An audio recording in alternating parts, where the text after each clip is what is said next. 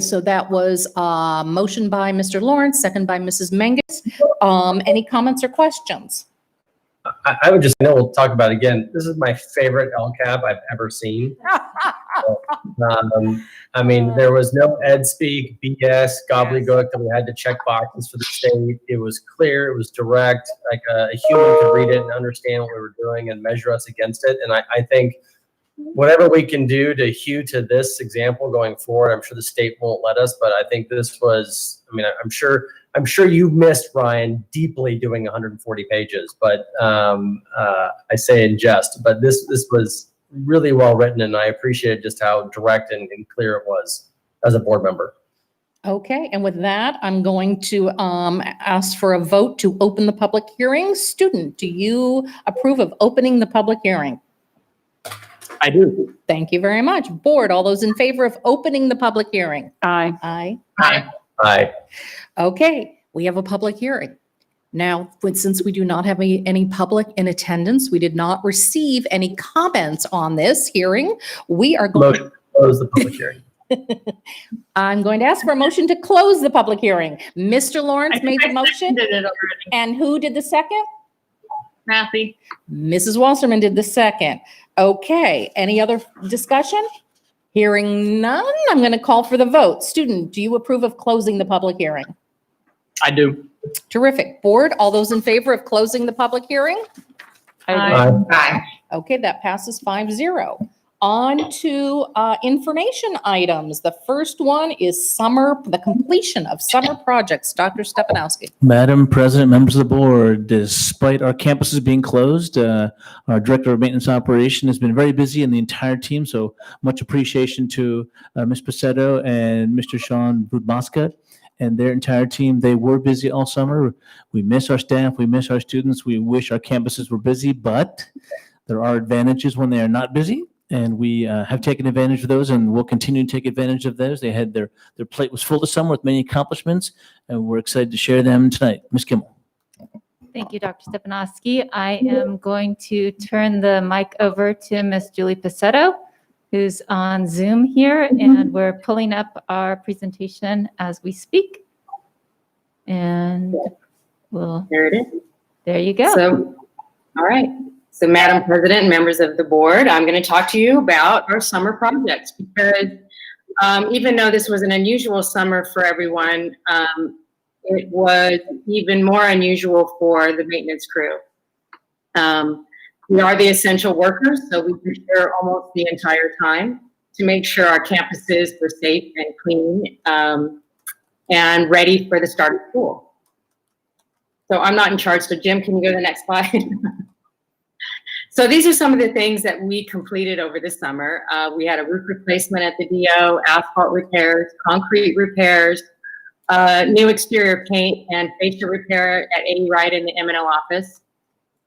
We had continued our gas line repairs at Agora High School and had a surprise and had to install a new transformer. New fencing around the the football fields at both the high schools. Book box added at Chaparral. We have an Eagle Scout project that's happening right as we speak. We ordered UVC devices for all our HVAC systems. We got the classrooms ready for the start of school, and security locks were installed at Calabasas High. So the roof replacement we did was at the district office.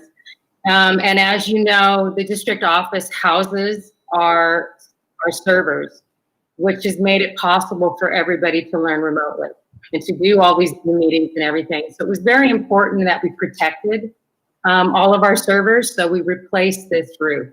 So this was the start of it on June 15th, when we began. The next slide shows what it was look like as we were going through the process. And the next slide is how it looks today. So it is a cool roof. It does reduce your electricity demand. So that's going to save us on our electric bill.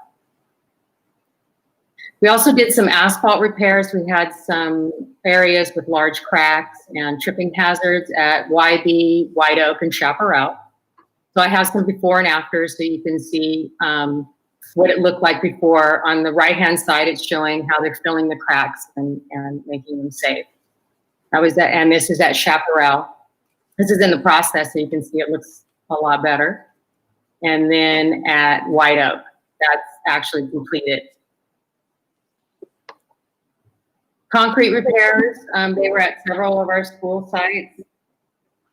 We also included in the repairs as we grind the concrete to remove any tripping hazards. So any areas where the concrete is lifted a quarter or an inch or more, we try to grind that concrete to remove that tripping hazard.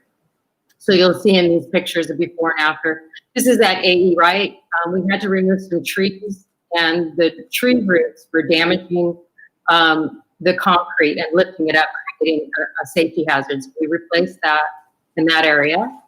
And on the other side of the lunch area also, we removed that hazard. So we made it much safer. And the next one is, this shows you how it looks when you grind concrete. So I'm sure you see it all over the place where it looks smoother and you can tell that work's been done. So we removed tripping hazards on all those school sites. There's 4 of them. We also tried to refresh the AE Wright campus, and the next picture will show, I'm not sure. So it used to be the bright blue on the doors, and we changed that to a gray blue. It kind of refreshes it and looks nice and new. Right here it shows the new white trim with the new door color. So it's really freshened up buildings. This is the maintenance office. Our office was falling apart, literally falling apart. And so we refreshed that too. We changed out some fascia boards and we painted it. So now people can find the maintenance office. At the Gora High School, because that's our oldest school and it's 60 years old and needs some help, we've changed periodically some of the gas lines and we continued that repair. This was in the front of the school. You can see with the arrow where it was located. It was in the grass area of the quad. And we had Precision Plumbing come in, and this shows them making those repairs on that section of the gas line. We had our transformer of 40 years blow out, and down went our A and B and C buildings at Agora High School. So thank goodness at that moment that we did not have to, because that would have been a whole other story. But if you don't know, transformers have to be custom built. You can't just go buy a transformer. So it does take time to get those and fabricated and then installed. But it's all up and running, and so we have our air conditionings running during this 100-degree weather. The new stadium fencing, a lot of our fencing around the football fields were at 6 feet high. Jimmy, yeah. And you can see that we added an 8-foot-high chain link fence. It also has 1-inch holes, so it's called a non-climbable chain link to help prevent people from climbing over and getting onto the fields. And also it looks a lot better. And this is at Calabasas High, so we did both all the way around. And these gates previously were falling apart and falling down, but they look all nice and refreshed. The book box project is from the PFC at Chaparral, and it's the library that you have, so you can put your books in and borrow a book at any time. And that's going in right there close to the entrance of Chaparral. Eagle Scouts. We have a Calabasas High student who wanted to help us out during the summer. So we can't have drinking fountains on at this time. So the bubblers for the drinking fountains are off. So what we decided to do was add these touchless bottle fillers on our existing exterior drinking fountains. So he's helping install all of those on every single campus. Okay, can we just give a shout out? Can we just stop for a minute? That is amazing. That is fabulous. And I love our students, our Eagle Scouts that come and really help us when we're in areas that we need it. So how do we recognize our Eagle Scouts? So on the next slide is him in action. So here he is, and he's showing others how to do it. They are wearing masks, and the process is not very long, but he is teaching the other students how to install these bottle filler stations. He's completed 5 school sites. We're starting with elementary, and so just so you know, he works in the morning before classes. Did you send him a letter too? So he's pretty impressive. We also ordered some UVC devices that are going to go onto our air conditioning units. And these devices help against smoke, they fight bacteria, they fight any odors, VOC, allergens, and viruses. So they're really important to have in every one of our units, because an air conditioning unit filter can only filter through a certain size particle. So they can catch your dust, etc., but they're not going to be able to catch a virus or bacteria or mold through and hold that through the system. So the UVCs devices are going to be able to attack those and get rid of it. So now we're going to have great air quality inside of our classrooms. That's what they look like. They're fancy. So you've approved the purchase of these on July 28th. We provided the company with the PO on the 5th of August. And there is an 8 to 12 week lead time on these products, because the world is also looking for this product. So, you know, we all had to get in line, but we are closer to the 8 week than we are to the 12 week to get these. And I've reached out to a contractor to find out how long it would take to install. And he says that with his team, he could install 52 a day. We have 649 units, so it'll take a few weeks to get those all installed. Classroom preparation. Now, I do want to shout out to Kelly Beater and her team, which is Deborah Loeb, Phyllis Kinney, and Sherry Squires, because they did an amazing job tracking down all the suppliers that actually had the products in stock. She reached out to them and got samples of each to try to see which was the best bang for our buck, and to make sure it fit our needs. So they did a tremendous job. And what we did is we put startup kits for every school site. And here's an example of a couple that we put together.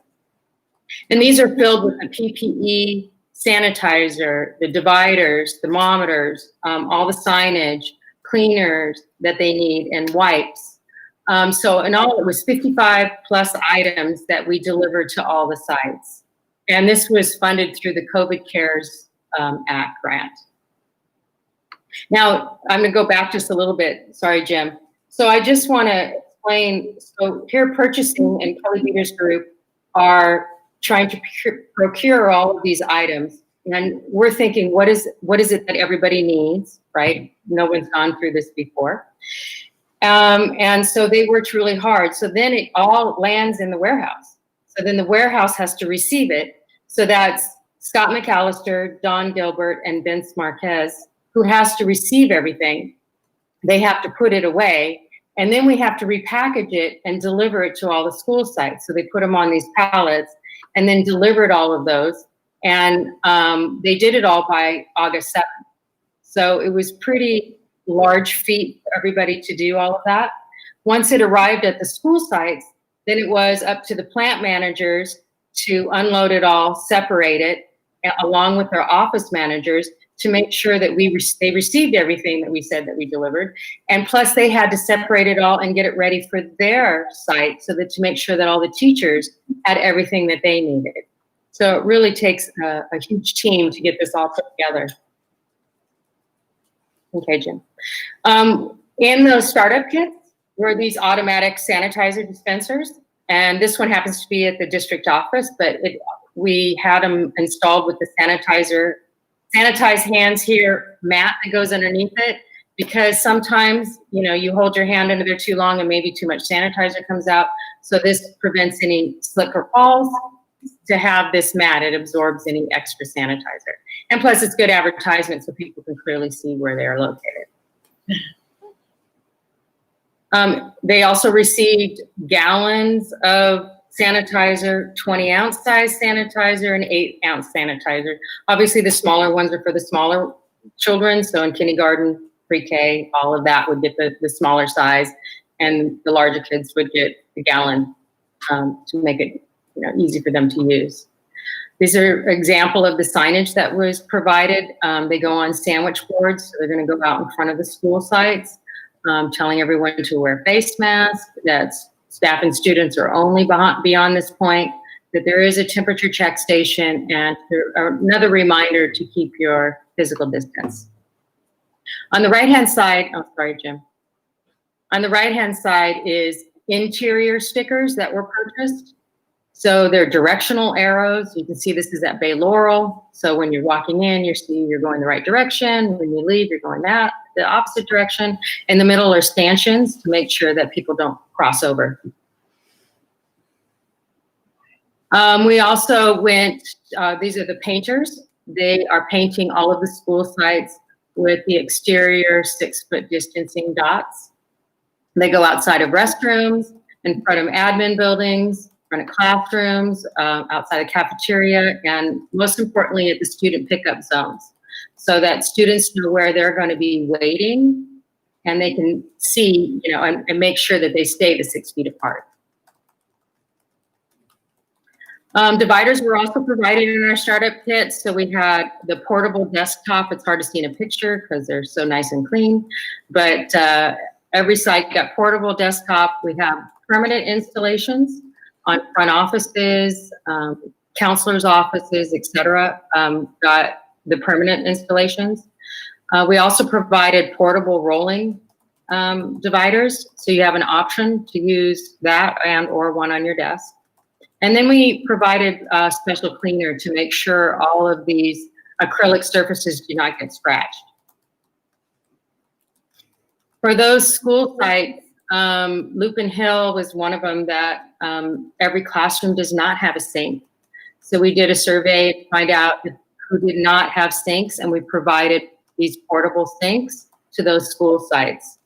In addition, at YB and Chaparral, we took out a few of the exterior drinking fountains, and we added some sinks in the locations, and included with the sink is also going to be one of those bottle fillers. This is an example, this is at Agoura High School, of how we're setting up the desks inside the classroom. So the desks are set up in the AB schedule. So all the desks for the kids that are going to be in the A group, they have blue tape on top, and all the desks for the kids in the B group have orange tape on top. That allows us time to clean them at night and not have to clean the desks in between the A and B group. And Ms. Pacetto, we talked about the fact that across the district, it'll be color unified between AM and PM colors. Yes, that's correct. To help the staff clean in a short period of time, we've provided several different options to do cleaning. The one on the left, which is the Sani sprayer, 2 people can use that machine at one time. We have 50-foot hoses, but we also have 100-foot hoses. So 2 sprayers can go on at the same time. So one person could be in one classroom, or another one is in the other classroom. We also have the Clorox electrostatic machines on every single campus. And we will soon have, this month, the backpack sprayers. So it gives them a lot of options to be able to clean and sanitize the classrooms in a quick way. The security lock system, actually Jim knows more about this than I do, but here's an example of what was installed on the gym at Calabasas High. So we tried it on one location first to make sure that we like the way it works and everything, but you can see the keypad on the outside. You can use an app, you can use a card, or you can use a key fob to be able to get in to the building. But what's so great about it is you can get, grant access immediately, and you can take access away immediately. So it gives us much more control on who's using our buildings. And then the Lupin Hill NPR project is, there it is, it's done. Have you guys seen it? Has everybody been and seen the fantastic facility? So the outside, obviously on the left, and that's inside on the right, and it's nice and bright. And if you can see the darker color teal against the wall, that's the lunch tables. And the lunch tables pull out from the wall, so it's really a great design. But here's a list of all of our essential workers, and I can't tell you how amazing they are. I know the Woolsey fire was practice for them, and for all of us. Unfortunately, it was a practice for a pandemic, but maintenance goes to work through everything. So we're there turning off air conditioners during the Woolsey fire, and we're making sure campuses are safe. So all of these workers have been working in pretty much the entire time to make sure our campuses are clean and safe. So I wanted to give a big, huge shout out to all of these employees who made it all happen. And that is it. Thank you. Thank you very much. Anyone have any comments or questions? No, just I think it's important to show what we're doing, and I hope that we can now push out a lot of this information as we roll out, possibilities and webinars, whatever. Because I think it helps to see, okay, these are all the actual things they're doing.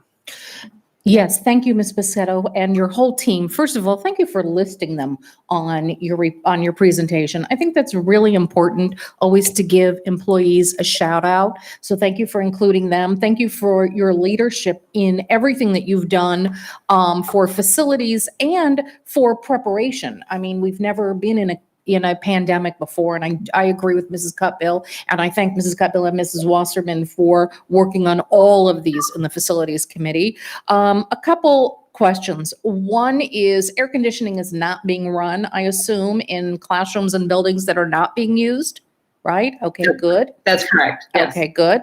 And then here's my next question. Since we do not have students on campuses, is there more work that can be done now? It doesn't really have to be called summer projects right now because we don't have any kids in school. So can we do more asphalt? Can we do more concrete? Can we do more painting and those kinds of things, take advantage of this time? Or as Mr. Lawrence always says, take advantage of a crisis, in a crisis. So are we planning to do any more? Well, we're continually painting. That never stops. But what about asphalt and concrete?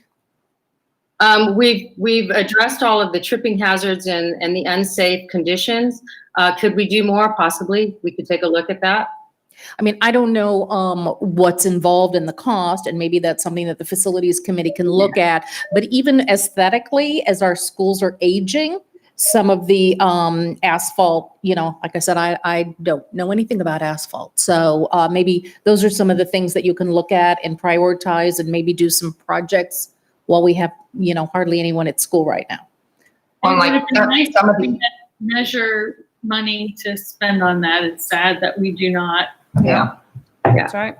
Some of the older facilities that had aging plumbing and aging gas lines and that sort of thing, it would be, nice to see if we could work on some of that as money became available.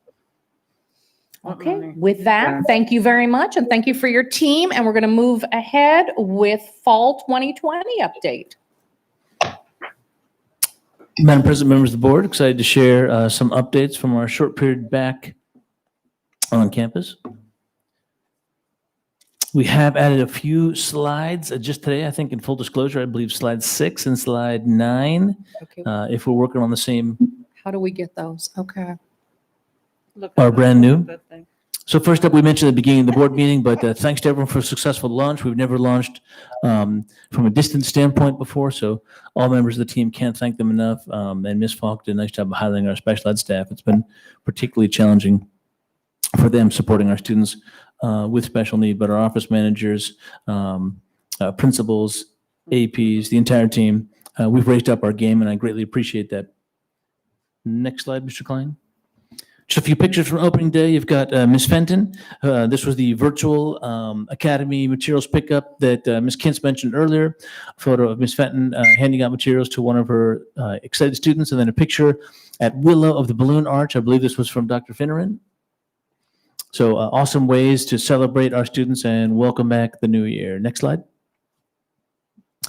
Share this every time we get a chance, but obviously we remain nimble, being kind, flexible, patient, all critical elements. We're all in this together. It's more than ever that teacher-parent partnership is critical to support our students when we can't have them in our classrooms. Obviously, a sense of normalcy is critical for them as well, and the safety of our staff and our students is our priority, and Ms. Pichetto did an excellent job of outlining some of the things we've done this summer. Next up. Virtual Academy. So we had about 20% of our families opt in for the Virtual Academy. And my guess, and we've shared this candidly and publicly, is that this will be something that will maintain, continue on in Las Virgenes forever, one of those permanent changes. Excited by it. Is now the largest program in the district with 2,100 students, larger than both of our high schools. So you've got a total of 68 teachers, 34 elementary, 34 secondary, and we so appreciate that. It was a Herculean effort. It wasn't smooth. It wasn't easy at all times, to be candid, far from perfect, but we appreciate everyone taking a round turn on that, as they say in the Navy. We really built typically 5 months to build a master schedule, because you'll go through constant iterations of, well, if I move this class here and I add this there, and we rebalance it to try and meet all requests. So been a lot of work. We're putting in systems for it, like our regular schools have, things like roundtables, that kind of thing, adding some classified staff to help with the attendance procedures as well. So that is going in the right direction, and excited to be supporting those families and staff. Next up. This is one of the new slides. And so the hot topic is waivers. And so this, of course, has been on my, let me back up a little bit. I want to share my frustrations with the parents and staff. We do get a lot of back and forth information. It's a constantly evolving situation. So, in June, the governor announced that we were opening up public schools in July. Well, how'd that work out? And in July, we, announced we were closing in August. In August, we announced there was a waiver process. And then again, in August, we announced that we weren't accepting a waiver process. So waivers were not really on my radar. About 10 days ago or so, Dr. Farrar, in one of our conversations with the 80 LA County superintendents, mentioned basically get your waiver ready. We're about to fall under some of the metrics. And I'll share those later on. So the team had done plenty of work on a waiver application. It hadn't been front of mind until Dr. Farrar mentioned it. And of course, we began meetings with principals last Wednesday. And during our principal meeting, Dr. Farrar tweeted out that she would not be accepting and considering waivers. So that was more of the whiplash we are constantly experiencing. So I know our staff feel it. I know our parents feel it. I apologize. I am in the motor vehicle experiencing the whiplash with all of you. But some of the metrics, I pulled these off the state website at 4 o'clock today, so the data is about as fresh as we can have it. Go back again, Jim. So across the state, there are almost 230 waiver applications submitted, and none in LA County, right? Because Dr. Farrar tweeted that she wasn't accepting them. But we watch closely our 2 neighboring counties, Orange and Ventura. So you've got 18 applications in Ventura, 2 have been approved. All the 18 that I'm aware of are private schools. In Orange County, I was shocked to find this out. There were 59 waiver applications. All have been approved, including the only public school district that I know of in Southern California, although I think San Diego is in a different tier than we are, so they're probably moving along quickly. But Los Alamitos Unified School District is the only public school district I'm aware of in our region that has been approved. They submitted their waiver application August 20th, August 13th, were approved August 20th. I have been in near daily communication with their superintendent, only been there 2 years. We reviewed his application closely. Our reopening application is about 29 pages, and so we used that as our template and really helped launch us on this process. Given the changes, I emailed their superintendent. Can't keep track of the days. I think today's Tuesday, right? Emailed him yesterday, and he said he was still on track for having K-5 students on campus in a distance and cohorted model on Tuesday, August 8th. Can I ask a question? Sure. Have you heard anything about Orange County as a whole? Because originally Orange County schools were on track to open. Right. And I think the news is even reporting that, I mean, whether it's accurate or not, I don't know, but still reporting that some or all of they're planning on opening September 8th. I mean, have you heard anything on that? Public school districts? Yeah. Well, you've got LSL is the only public I'm aware of. I looked. The list isn't well organized. I have a web link later on. This is all on the website. If you go to California Department of Public Health, and you click on the COVID-19 giant banner at the front of the site, and then on the left-hand side, you'll see maybe halfway down that says sort of the status of waivers, and it will list all 229 schools. Now, unfortunately, they're adding them in receipt. So Orange County is literally broken in 4 different places on this list of 229. Okay. So in my cursory review today, I didn't see any other publics besides Los Al of the 59, but I did not look super closely. We get to watch how they do it. That's exactly the goal, is to learn from them and find out what works so that we can maximize staff and student safety. And I believe that there's going to be some updates this week, right, from the department, My neck already hurts. from the It's whiplash. like no more updates. I No, can't in all take it. seriousness, let me speak to that. And it Yeah. is whiplash, and I do expect exactly what Ms. Stein is saying. And here's my guess and my crystal ball, which is very much broken. But we've seen a loosening and a tightening, and a loosening and a tightening, and a Yes. loosening and a tightening, right? And so, like I said, 10 days ago, Dr. Farrar said, get your waivers ready. I hadn't looked at the numbers since they were 355 cases per 100,000, and we had to be below 200 for waivers to be considered. So we were almost double the metric, and I assumed we were nowhere close anytime soon. I pull up the website, and sure enough, we're at 222 and quickly passed below 200. So I think of course, no one wants a repeat of what happened this summer. Of course, we're all very concerned. We have a very hot weekend coming and a Labor Day, right? We want people to enjoy and relax. But we worry about those public gatherings, those barbecues, those parties, that kind of thing. We saw Memorial Day. We saw 4th of July, right? Things didn't go well. Mid-July, our numbers were exploding across the region, state, and country. So I remain very concerned. So we've seen that tightening, loosening. So basically, when the governor announced his plan, and I'll share it in the next slide, it really seemed like a tightening. And if you saw the front page of the LA Times today, they mentioned, LA Unified having 6,000 less kinders. And so obviously the impact, I get emails from parents daily that are, heartbreaking, and they are so appreciative of the staff and so appreciative of what we've put together, but their kids are home alone on a computer, and that's no way to begin school. And that's no way to be a kindergartner. And that's, I've got a sophomore and a junior, and that breaks my heart. They want to be with their teammates and playing their sports and interacting with their staff. And again, universal praise for the changes and improvements we've made, but nothing's going to come close to being in a classroom with that loving, caring, and amazing teacher and support staff. So I do expect significant pushback across the state to the governor and to Dr. Farrar about the need and the impact on students with not opening. So these were the old waivers, the previous metrics, I should say. And the state has kind of wiped this part of the website out, but there were 6 pieces to it. Doesn't quite fit on the slide there. I hope you can see it at home. The top 2 are the biggest problem for LA County. The bottom 4 were never really much of a problem for LA County. We have 100 hospitals, and so our ICU bed capacity, our ventilators, hospitalization, and testing was above all those for most of the time. Rural areas had an easier time with number 1 and 2 because they had less people, less dense populations, and they had less hospitals. So they had problems with 3, 4, 5, and 6 because, there are long distances between hospitals. So LA County positivity rate about 14 days ago dropped below the 8%. In much of July, it was a 7-day running average. It was over 10%. If you're a science geek, that was an R0 of over 1.1, which is, for every person infected, they were infecting more than one other person, which is a very bad direction to go. Before they took the site down, we were about 5.4% last Thursday. We're about 5% positivity now. So that has dropped nicely since the middle of July. And I think that obviously we shut the state back down again in many ways. And so that's terrific to see. Positivity is the number one thing I look at. It's your leading indicator. Ms. Wasserman. Dan, in terms of where we were when we closed schools in March, how does that compare to these waiver requirements? You're asking about the positivity rate? That was it was very skewed early on, but there was a significantly less testing available. But I want to say the state's positivity rate from memory was in the 13 to 16%, very high. I do remember more recently in July, some of our neighboring states, Arizona had like a 24% positivity. Florida in the 20s, as well as Texas. So that's a very alarming rate.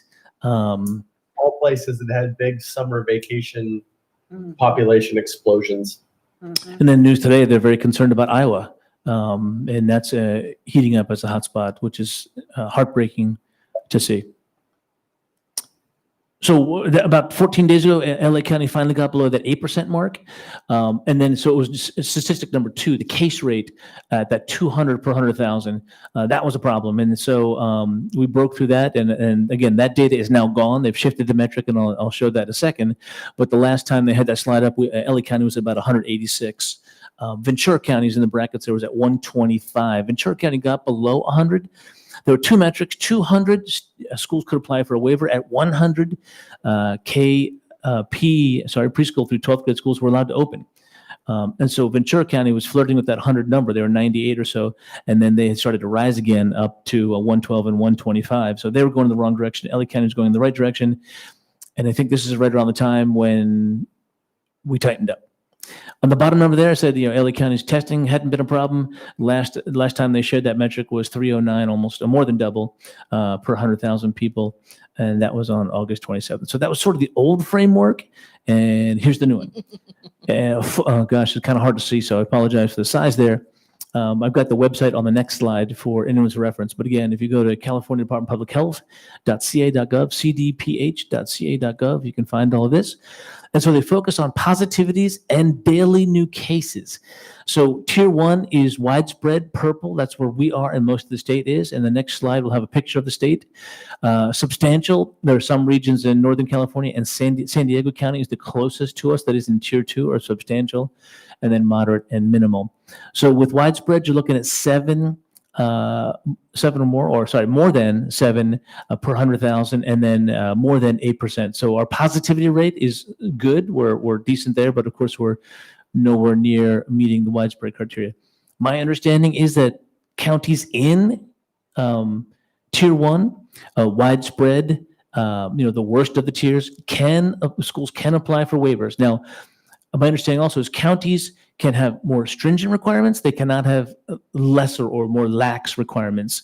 And so while Ventura County is also in widespread, they are also accepting waivers, whereas LA County is not. Now, we have one phone call with Public Health, LA County Public Health tomorrow, and on Thursday, we have our phone call with Dr. Farrar.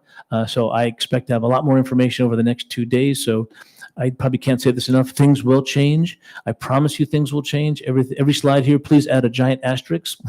And I also promise you the part you don't want to change will be the part that changes. That's preparing for heartbreak out there, which I've received many times. It helps with the whiplash. So then you saw the other 2 rates. So here's the state. This is from today. Statewide, we're at 10.9 new cases per 100,000. And a 6% positivity rate. And so you can see, obviously, the vast majority of 2/3 of California are in that widespread or tier 1. And San Diego County there at the bottom is the only of the Southern California counties to be in that red or substantial. And then you've got some of the Northern California counties, total of 56 counties in all across California. Now, our challenges, our experience, by the way, there's the website on the bottom left-hand corner there, safer/economy. Our experience is different than LA counties. I mean, it's a massive county with 12 some million people, right? Our experience is more similar to the Ventura County numbers. Regardless, we asked Dr. Farrar point blank, and we are part of the vast majority of our district's part of LA County, and we are held to that standard. So while I remain serious about the possibility of submitting a waiver and aggressive about it, and I've said this countless times in public, we'll be smart about it. We'll be prudent about it. We were the first of 80 school districts to close down back on March 12th. The 20 in Ventura and the 180 in LA County. I was in constant communication with superintendents. The advantage of our locations, we have relationships with Manhattan Beach, Redondo Beach, Hermosa, all the way down to Tustin and Irvine, and of course the 20 districts in Ventura County. So we'll keep watching this and get more guidance as we go forward. One of the other issues is why? Why is there a waiver and why only TK6? And so my interpretation from the state's direction, and this is solely my interpretation, is, and I agree certainly with the first bullet, our TK to 3 and our TK to 6, they're our least independent learners. They're the most impacted by being on a Zoom and by not being with their colleagues and not being with their teacher in a classroom. And that's a very real piece of this and a real negative consequence of being on a distance learning. There's Sorry, sneezed. Sorry. Oh, bless you. Also, there's medical information out there about lower transmission rate among the children, obviously, and they've also seemed to do better through this. They don't have some of the other challenging overlaying medical conditions that are out there. Nonetheless, this is a global pandemic, and it has taken the lives of over 180,000 Americans, and we are very, very serious about it. The other piece also is we were able to cohort them. Right? You've got one teacher, one classroom. They can stay together. They can play together. They can separate for lunch. Secondary schools, middle schools, high schools, you've got, 800 or 2,000 students, and they've got 6 or 7 periods, and they're in the hallways, and they've got lunches, and they're off campus for lunches in cars, and that's a nightmare from a transmission standpoint. So there's some legitimate and physical advantages to our TK5 structure. We also did clarify that 6th grade is very much a part of this waiver process. At first, it was confusing. We thought that it was a TK6 if the 6 was attached to an elementary school. That is not the case. It is for straight TK 6th grade. So we asked Dr. Farrar point blank. We said our 6th grades were very interested in pursuing this, but our 6th grades are not part of an elementary. They're part of a standalone 6-8 middle school. And she said they were still eligible for this. 3 basic pieces to the application. The detailed reopening plan, and Ms. Stein mentioned that earlier, about 29 pages or so. We are in the process of working on that, probably have it 80% or so done. Ms. Pichetto mentioned many of the elements there, signage, sanitation, distancing, all those sorts of things. Letters of support. We've got a number of letter of supports in hand, Boys and Girls Club, YMCA, the CEO of West Hills Hospital also. We have our PFCs and PFAs considering lending their support. 7 of the 14 have committed to supporting our application. And then probably the most important part really is going to be the local health metrics. Letters of support are not required. They're simply recommended. But it's going to come down to our caseloads, our hospital capacities, the experiences of our local community. And I think those numbers are relatively good, or certainly in close alignment with Ventura. If we apply for a waiver, if we're granted a waiver, and I want to underline and bold that word IF as many times as possible, we don't have to do anything with it. We're under no requirement. We could be granted a waiver and open kindergarten. We could be granted a waiver and do nothing. We could be granted a waiver and open TK6. I will share again my thinking today, and again, anything can and will change, would be if we apply and if we're granted to start with TK3. Those are our lowest class sizes. You're looking at 10 or 11 up to 14 or so in an AM and PM cohort. I think it'd be very manageable. We've got a solid plan in process, a solid plan in place, protocols in place, and I trust our staff and I trust our parents. And knowing that how serious this is, we have to take care of each other. This is the kind of thing where if you're not careful and considerate, you can impact others and others' families. This is a very serious matter. Okay, next slide.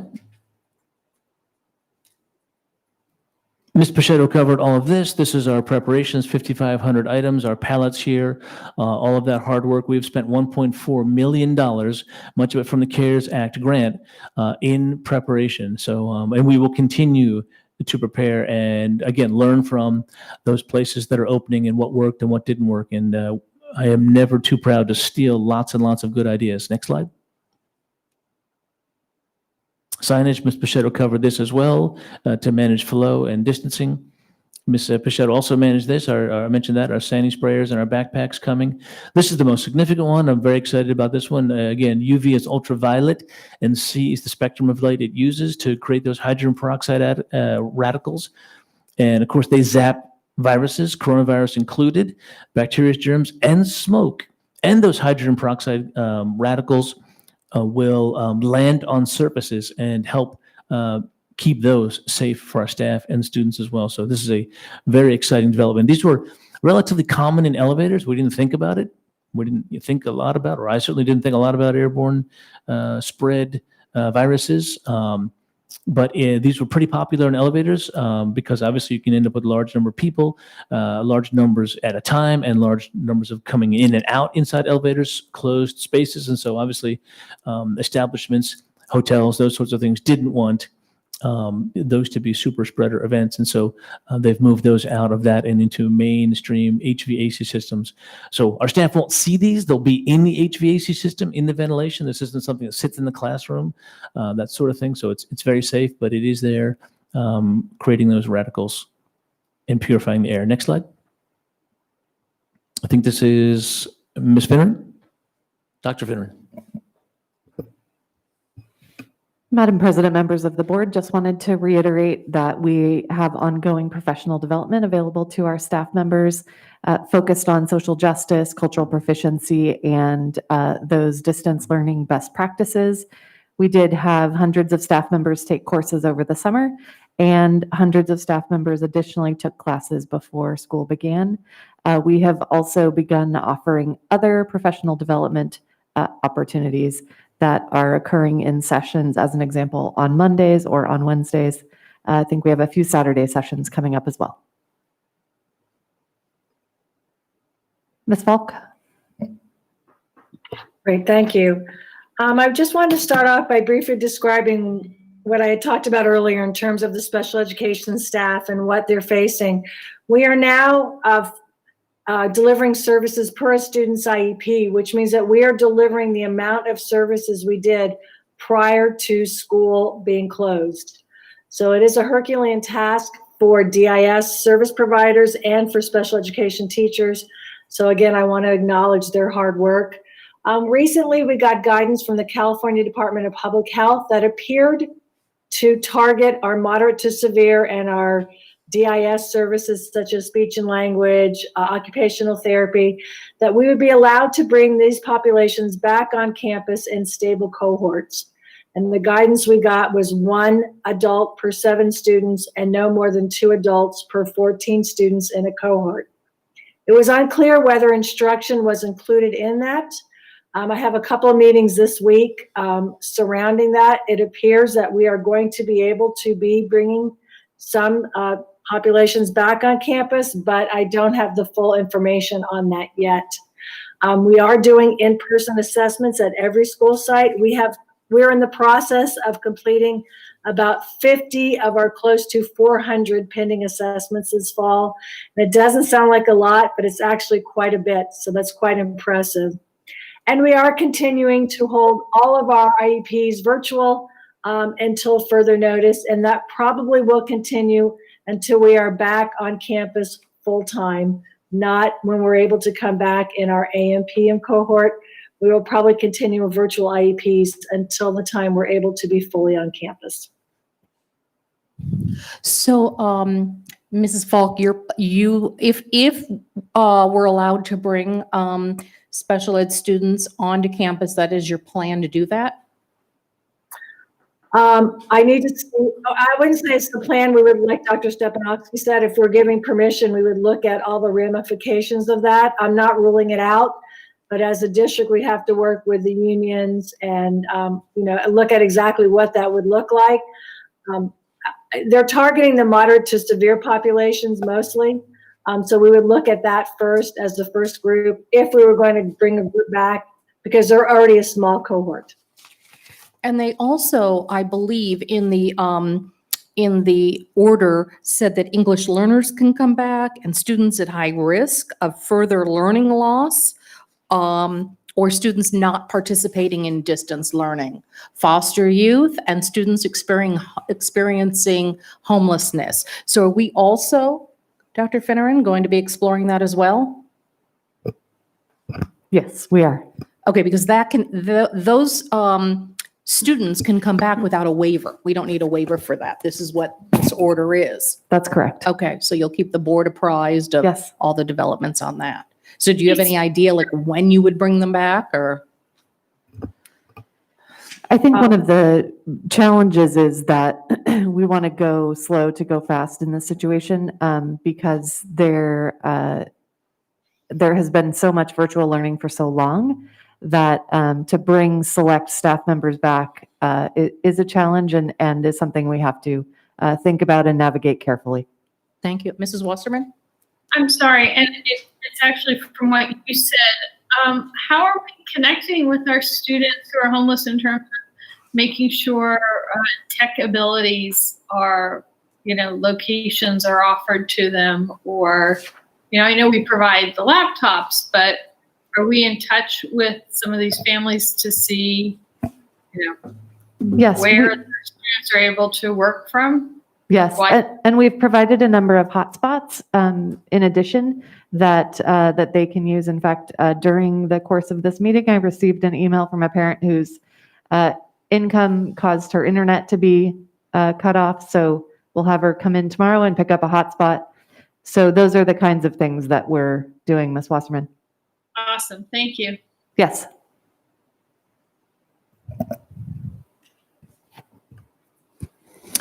I think Mr. Cypher's covered most of these elements here. Again, we have a tentative agreement with our classified staff, very excited about that, and so appreciative of the hard work there.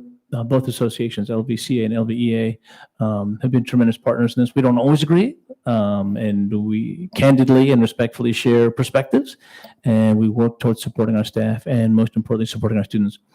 The other piece is we do have coronavirus testing that'll be taking place at A. Wright Middle School tomorrow. I think we do have some media interest in the day, so we may have LA Times or Acorn around. For me, it was important to establish a relationship with the testing facility. That is not a requirement at this time, but we did find a testing agency that was able to come in. It's not going to charge the district anything, not going to charge employees anything. We'll charge their insurance companies, which I think is very appropriate since this is a health and medical issue. They were excellent to work with, and we appreciate them. And so that'll be tomorrow. I think we have about 60 or so staff that have volunteered to be a part of this. And we have learned a few things about how we've implemented this one and already have some ideas on how to do it better in the future. Mr. Lawrence? I was curious as to what the point of this was, other than testing. Other than testing our testing capability, what is the benefit of doing 60 tests of teachers that don't have any interaction with students right now, that the tests won't be valid in 20 days when we get to potentially come back anyways? What was I didn't really understand why this was the point of this. Sure. The governor had mentioned it as part of his waiver application and reopening. It's been a recommendation that schools have testing protocols in place, and that I think the recommendation was 25% of staff every month, Ms. Kimmel, Dr. Finneran? That sounds about right. It was like a rolling every couple weeks. So I think that every 4 to 6 weeks you should be tested. So to your point, yes, there's no need for it right now, but I wanted to build that relationship up with an agency, wanted to figure out the best way to do it. And of course, also it's a comfort to our staff and to our parents to know that we have that in place to ensure each other's safety and well-being. And we, just to add a little to that, we also have district office staff that's in contact with the public on a daily basis. And we have site clerical staff that's in contact, principals, office managers, and folks like that. So they're all being invited to come have the test tomorrow. What is the protocol on a test like this? If they take a test, are we notified if they test positive, or do they still retain their confidentiality and they have to choose to tell us if they test positive? All of their personal health information is kept by the laboratory and the doctor that's authorizing the test through the lab, so we don't see that. But as the authoring agency or the group that's ordering the test, we do get the yes or no, positive or negative. So just like we get a TB result for our employees, it's a requirement for all employees to work on campus to get a negative TB test. Same sort of scenario where as an employer, you are able to get that information. And what responsibility do we have to begin contact tracing if we are now initiating organized testing on campus?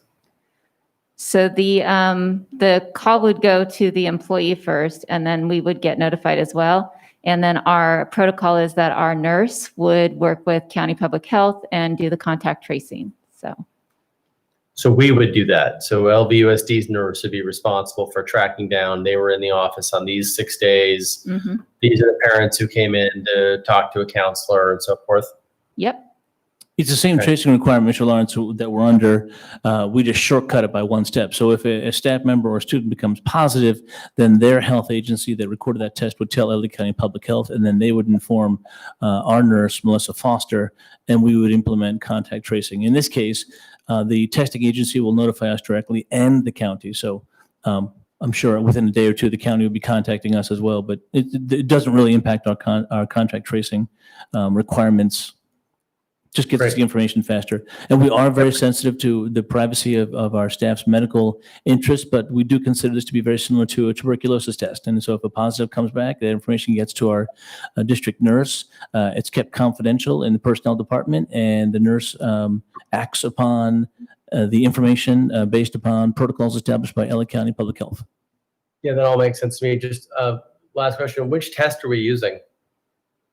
Using the PRC nasal swab. Right. Thanks. Oh, I did have one additional question on this actually in my notes here. Are we thinking about, what's our thinking on, we've had some teachers who've already been positive for coronavirus. Are we getting any, I know when I'm hearing things that people are testing positive again, so maybe the antibodies don't build up, but are we kind of thinking about offering a test to all of our teachers to test for antibodies, maybe perhaps as well? I do believe that this lab is able to do that as well. So as part of tomorrow's exercise, we'll be able to find out a little bit more about that. Thank you. And Mr. Klein? All right, just a few brief technology updates. As you know, we purchased several applications to aid in our distance learning efforts in the fall here. We have been doing our best to get these up as quickly as possible, and the majority of them are. We've had a few challenges with some of the vendors because, as you know, a lot of CARES money was given out, which meant a lot of districts were buying applications, and the vendors are struggling to keep up with demand. So we have a couple of these that we're still working on, but the primary ones are all functional. Parent Square has been enabled and is functional for all of the school sites, so you should start to see more consistent messaging across the board there. We're still bringing everybody online with that and doing all the training, but very shortly everybody should be using those regularly.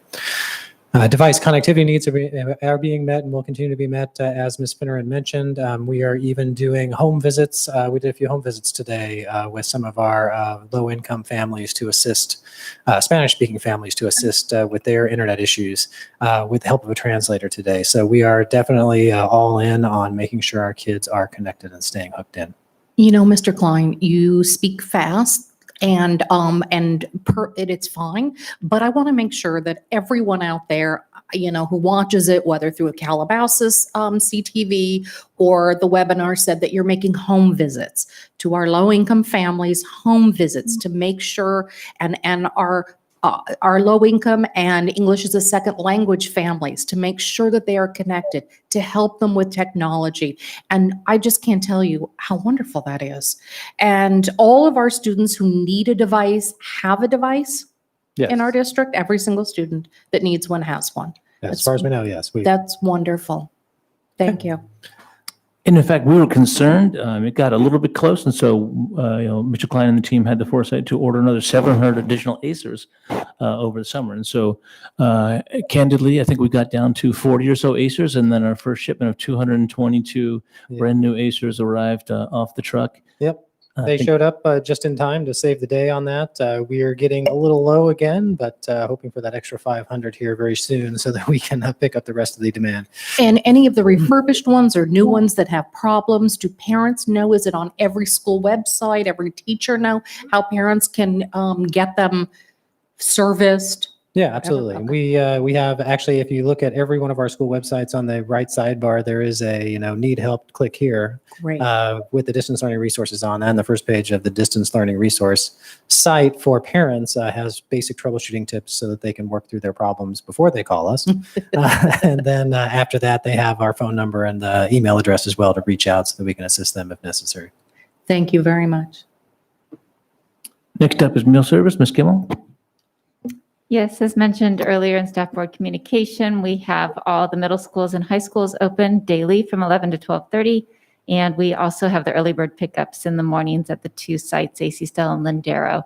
Starting next week, we are probably opening, we're going to send out an announcement about opening it up for all students so that they don't have to have met that qualification. With that waiver, hopefully we can get that rolling for next week. So Ms. make it Kimmel, easier. Sorry, are you seeing an increase in meals? Or No, they're saying- unfortunately, it's a decrease. So Oh, it's a decrease. I'm really hoping this waiver, we're trying to figure it out if it's because the families are so involved with the virtual learning that they're not able to come. That's why we added the early bird pickups. But maybe it's the discouraged, they're not wanting to fill out the application. So maybe with the waiver, we can reach more families. So hopefully when we are able to hit it from that end, we'll see it pick up again. The other piece of that probably is other districts have stepped up and are offering food at more sites as well. So I think LA Unified continued to provide meal services, but I'm sure they had it at a reduced capacity. And I know some of our neighboring districts weren't at all providing, and now they're back providing it. So that could be also part of the Yeah. impact. And when our neighboring districts were not offering it, we were filling in the gap for that. So that's why there's a decline, I'm sure. Okay, that makes sense. Thank you. And a huge part of all of this is childcare. We're very sensitive to that for our parents, for our community, and our staff as well. So we remain aggressive in exploring partnerships that can support our parents and our staff. And certainly as we contemplate reopening, not happening anytime soon. But if and when we do contemplate, or we are contemplating, and if and when we do open, that will also be a significant impact for our staff. So Ms. Kimmel. Yes, so currently we have 4 providers offering services at 3 at school sites, 1 offsite at the Yarrow YMCA in Westlake Village. And they're all prepared to keep expanding. They are, hiring and training up their staff to expand to additional sites as parents and staff members have a need. So we have identified on every school site from elementary through middle school not only the existing facilities, but an additional classroom. If they want to rent an additional classroom, that will be available to them. Thank you. And of course, our support for our students, families, and staff that are managing this stressful and time of anxiety is back up and running, along with our tutoring support. Mr. Gleason? Not much more to add to that, other than our counseling center is definitely seeing strong self-referral right now for staff, students, and families. So working close to getting full schedules on that. And then we have both high schools right now are recruiting for our tutoring program this fall to continue on the great work that was done last spring by our senior and junior students who volunteered to support our youngest kids. One spin is that our summer camps this summer were so well received that we're going to be continuing to have some after school activities led by students so that students have opportunity, younger kids, K-5, have opportunities for connection and fun after school and can maintain some social connectivity. That's wonderful. Thank you very much. Oh, Very important. And as we wrap up, again, we are beginning our sports conditioning as well. That's exciting. As the parent of 2 student athletes, a chance for them to have some interactions with their peers and, of course, maintain sports conditioning.